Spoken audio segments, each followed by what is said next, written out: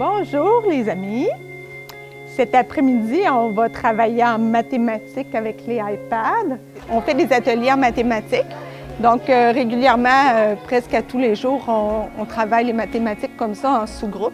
Ça me permet de regrouper des élèves qui ont les mêmes difficultés ensemble et que durant toute la semaine, les élèves vont faire le tour des différents centres mathématiques qu'on a préparés.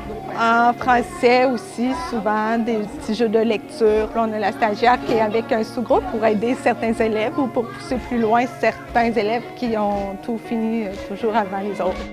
C'est la deuxième année, oui, que je suis avec les iPads en classe. Je trouve que c'est un plus, ça donne beaucoup de motivation aux enfants.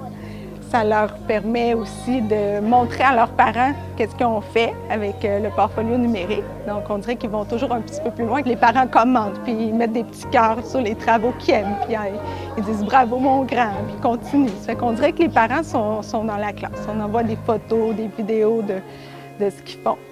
On connaît ce qu'on doit enseigner, et on y va avec notre créativité, on essaie de trouver des choses un peu partout, on se partage beaucoup entre nos collègues. On est 4 collègues en première année, puis on s'écrit beaucoup le soir, les fins de semaine, on se partage tout le temps plein d'idées qu'on a. Je ne voyais pas vraiment une carrière jusqu'à la fin de ma carrière à travailler toujours de la même façon et reproduire d'année en année les mêmes choses. Donc là, ça me laisse une latitude, une liberté de pouvoir de l'amener de la façon que je veux.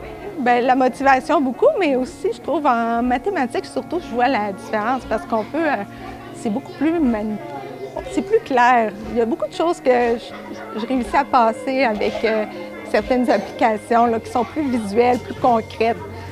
On a des vidéos, des capsules vidéo aussi qu'on envoie à la maison, puis les parents voient ça. Donc, ils voient de quelle façon aussi on l'enseigne à l'école.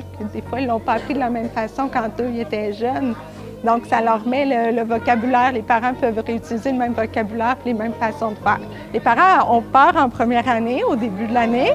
Ils ont peur qu'on n'écrive plus du tout, que les enfants n'apprendront pas à écrire parce qu'on va toujours sur l'iPad, mais c'est pas le cas. Moi, je dirais aux enseignants d'aller voir ce qui se fait ailleurs aussi, de prendre des idées, peut-être une petite bouchée à la fois, puis se donner un défi peut-être pour une matière.